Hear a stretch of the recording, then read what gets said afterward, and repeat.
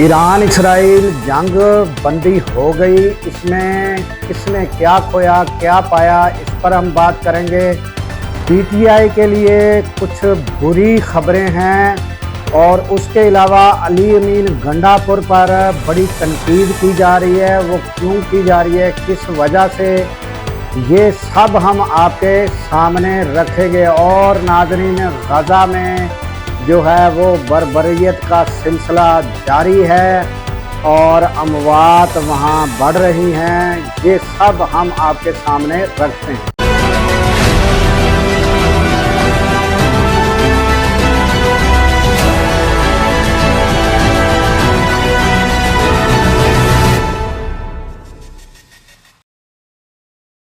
अस्सलाम वालेकुम, मैं हूं अब्दुल गफ्फार। नाजरीन, सबसे पहले ईरान इसराइल जो जंग है वो सब सुनते रहे,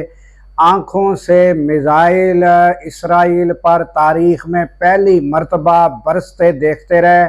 और नाजरीन, सब ने इसराइल की आवाम की चीखें भी शायद तारीख़ में पहली दफ़ा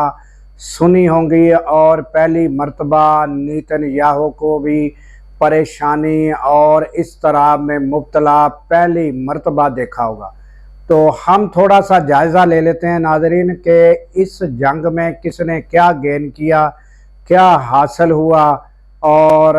इसमें किसको कितनी कामयाबी हुई, ये सब हम देखते हैं। और नाज़रीन, शुरू करते हैं कि ये अमेरिका और इसराइल की मिली भगत से जंग थी और इस जंग में उनके मकासद क्या थे। तो नाज़रीन, ये तकरीबन रोज़े रोशन की तरह सबको आया है कि अमेरिका और इसराइल का जो मकासद थे वो ये थे कि वहाँ रजीम चेंज किया जाए और वहाँ भी अपनी अजारादारी की जाए, जिस तरह दूसरे ममालिक पर वो कर चुका है। तो नाज़रीन, उसमें उसको बड़ी नाकामी हुई कि एक तो रजीम चेंज नहीं हो सकी, दूसरा जो लोगों के सामने उन्होंने एक बहुत बड़ा हवा खड़ा किया था कि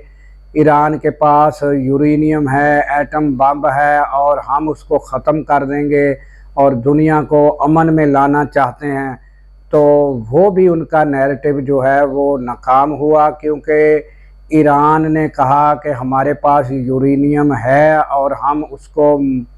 पुरअमन मकासद के लिए इस्तेमाल करेंगे और करते रहेंगे। तो और इसमें भी उसको नाकामी हुई और उन्होंने फिर अपने B-2 बमबार तैयारे अमेरिका ने जो बमबारी की, उसमें भी नाज़रीन नाकामी हुई अमेरिका को, क्योंकि जहां जिन जिन अड्डों पर 3 अड्डों पर उन्होंने जो अपनी बमबारी की, वहाँ भी वो नुकसानात नहीं हुए जो ट्रंप बयान कर रहा है, बल्कि मुख्तलफ दुनिया के जो जरीदे हैं और जो ख़बरें के सोर्सेज हैं वहाँ से जो ख़बरें आई नाज़रीन, तो वो यही आई कि जो यूरेनियम 60% यूरेनियम जो है वो ईरान के पास मौजूद है और नाज़रीन वो उसे महफूज मकाम पर मुंतकिल कर चुका था। तो इसमें भी नाकामी हुई। और दूसरा नाज़रीन, आप ये देखें कि ईरान जो है उसने पहली मर्तबा नहीं, उसकी ये साबका तारीख़ है कि वो आज तक अमेरिका के आगे नहीं झुका, किसी के आगे नहीं झुका और उसने वही अपनी मिसाल और वो जो अपना उनका डट जाने वाला रवैया है, यहाँ भी वही नज़र आया और इसराइल का उसने डट कर जवाब दिया। और नाज़रीन, ये जो इसराइल के बारे में ये नैरेटिव था, ये पहली दफ़ा टूटता हुआ देखा कि दुनिया को उसने ये बावर कराया हुआ था कि उसके पास जो है ऐसा निज़ाम है कि जो उस पर कोई भी अगर कहीं से भी हमला करता है तो वो उसका दिफाई निज़ाम जो है ना वो इतना कामयाब है कि उसे कोई हिट नहीं कर सकता। तो वो सारा उसका दिफाई निज़ाम दुनिया ने देखा नाज़रीन के ज़मीन बोस ہوتا ہوا دکھائی دیا اور مختلف اسرائیل کے شہروں میں چیخ و پکار تھی اور بڑی بڑی بلڈنگیں زمین بوس ہو رہی تھیں اور عوام کو جو ہے ناظرین وہ جو پناہ گاہیں انہوں نے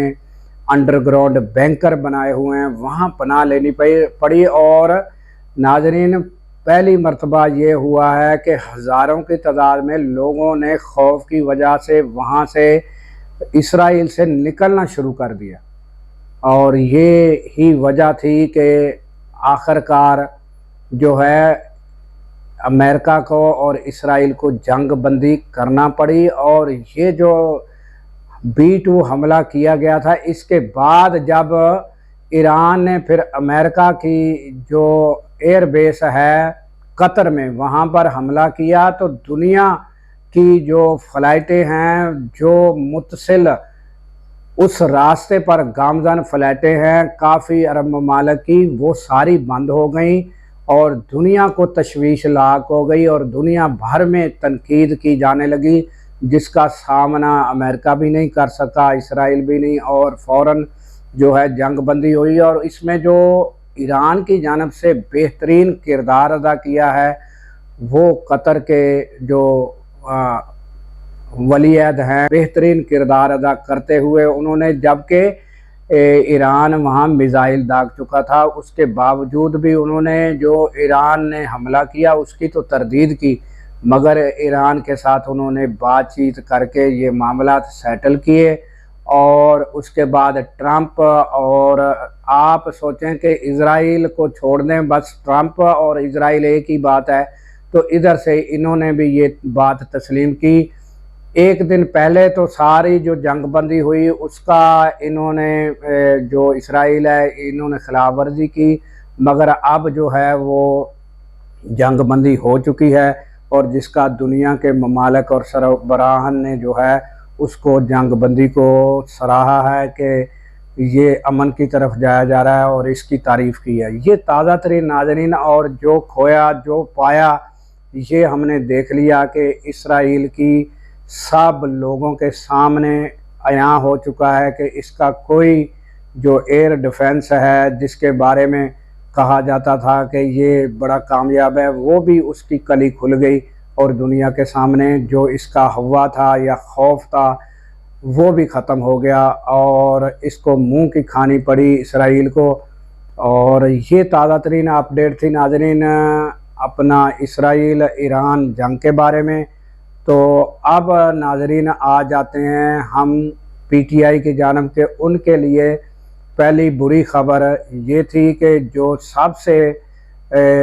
بڑی امیدیں جس کیس سے وابستہ تھی وہ ہائی کورٹ میں 9 مئی کے کیس تھے جس میں جلاؤ گھراؤ کے کیس تھے تو وہ کیس 8 کے قریب کیس تھے ہائی کورٹ میں ان کی ضمانت کی استدعا کی گئی تھی کہ اس وقت جب یہ واقعات ہوئے تو اس وقت عمران خان جیل میں تھے اس لیے ضمانت دی جائے تو ناظرین اس کی سماعتیں ہونے کے بعد گزشتہ روز فیصلہ محفوظ کیا گیا تھا اور پھر وہ فیصلہ سنا دیا گیا اور تمام کیسز میں ضمانتیں مسترد کر دی گئی تو اس کے بعد ناظرین ہم اب آتے ہیں علی امین گنڈاپور پر کہ اس کے اوپر تنقید کیوں ہو رہی ہے تو ملک بھر کے صوبوں میں جس ٹائم ناظرین یہ بجٹ پیش کیے جا رہے تھے بجٹ منظور کیے جا رہے تھے تو اس دوران عمران خان نے کہا تھا کہ مجھ سے مشاورت کے بغیر آپ نے KPK کا بجٹ منظور نہیں کرنا مگر علی امین گنڈاپور کی بھی ملاقات نہیں ہوئی نہ کوئی ایسے خاص جو عہدیداران بڑے ہیں ان کی بھی ملاقات نہیں ہوئی اور اس کے باوجود ناظرین یہ جو ہے بجٹ وہ پاس ہو گیا ہے KPK سے تو اس پر جو ہے کارکنوں کی جانب سے اور جو PTI کے لیے نرم گوشہ رکھتے ہیں سب کی جانب سے جو علی امین گنڈاپور ہے اس پر تنقید کی جا رہی ہے اب علی امین گنڈاپور اس بات کو کس طرح کلیئر کرتے ہیں اس الزام کو کس طرح اور یہ جو KPK میں انہوں نے پاس کیا ہے عمران خان کی مشاورت کے بغیر اس کا آگے وہ کیا بیان دیتے ہیں کیا بتاتے ہیں جبکہ یہ خبریں ہم آپ کو ناظرین بتا چکے ہیں کہ عمران خان کی جو اعلیٰ قیادت ہے اس میں سے چند لوگوں کو یہ اتھرائز ہے، یہ اتھارٹی حاصل ہے کہ ایمرجنسی حالات میں جب عمران خان سے کوئی ملاقات نہ ہو سکے تو وہ بیٹھ کر مشاورت کے ساتھ کچھ معاملات جو ہیں ان کے فیصلے کر سکتے ہیں۔ تو لہٰذا یہ فیصلہ بھی بتایا جا رہا ہے کہ وہیں پر ہوا ہے، مگر اب جو یہ تنقید کا بے انتہا سامنا ہے تو وہ جنہوں نے یہ فیصلہ کیا ہے اعلیٰ قیادت نے، ان کو سامنے آنا چاہیے اور علی امین گنڈا پور کو بھی اپنی پوزیشن واضح کرنی چاہیے۔ اور ناظرین، جو عمران خان کے ساتھ ملاقاتوں کا سلسلہ ہے وہ یہی ہے کہ ناظرین کس وقت ملاقاتیں روک دی جاتی ہیں اور دو بہنوں کی ملاقات کرائی جاتی ہے، علیمہ خان کی مسلسل ملاقات عمران خان سے نہیں کرائی جاتی۔ تو یہ تازہ ترین اپڈیٹ تھی جو ہم نے آپ کے سامنے رکھی۔